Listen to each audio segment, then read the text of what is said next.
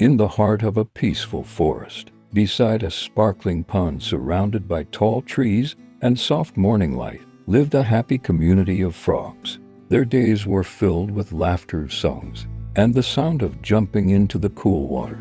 Among them were two close friends, Toby and Finn. Toby was cheerful and full of energy, always joking and leading adventures. Finn, on the other hand, was quiet, gentle, and always wore a calm smile. Finn knew that Finn had been deaf since he was young. He couldn't hear much, but he could feel the rhythm of life around him, the wind, the ripples on the pond, and the joy of his friends. One bright morning, after a night of rain, the forest smelled of wet earth and blooming flowers. The frogs decided to explore a new path through the woods. They leapt over puddles, laughed, and challenged each other to see who could jump the highest. But suddenly, the ground beneath Toby and Finn gave way, and both of them fell into a deep, muddy pit hidden under the leaves. The rest of the frogs rushed to the edge of the hole. When they looked down, they gasped in fear. The pit was deep, dark, and the walls were too slippery to climb.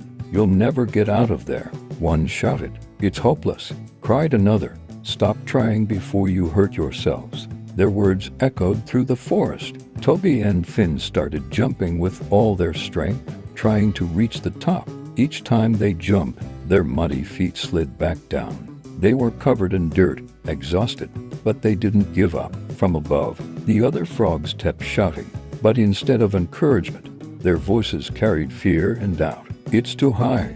You're just wasting your energy. Accept it. You're done."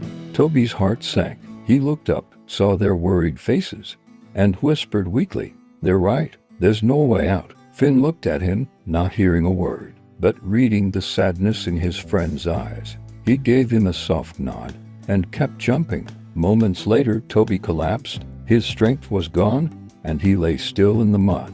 Now Finn was alone. His legs were trembling, and his body was heavy. But in his heart, he could still feel the rhythm. Jump, again, don't stop. He looked up and saw his friends moving their mouths, waving their arms. He couldn't hear them clearly, but he thought they were shouting, "Come on, Finn. You can do it. Don't give up." Their voices, though silent to him, became the music of his determination.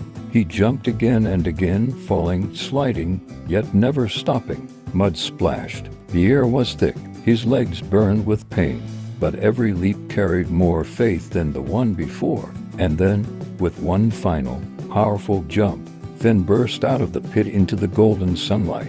For a few seconds, the forest was silent. All the frogs stared in disbelief. Then one of them shouted, "Finn, didn't you hear us telling you to stop?" Finn tilted his head, still catching his breath, and smiled gently. "Oh," he said, "I thought you were cheering for me." The frogs fell silent. They looked at each other, ashamed of their words and amazed by his strength. That day, the frogs learned something they would never forget. Words have power. They can build hope or destroy it. They can lift someone up or drag them down. Finn's deafness had saved him from despair. He couldn't hear their doubts, only the voice inside that said, "Keep going. You can make it." As he hopped away into the sunlight, the frogs watched in silence, their hearts full of respect. They finally understood that sometimes, when the world tells you you can't, the best thing you can do is not listen.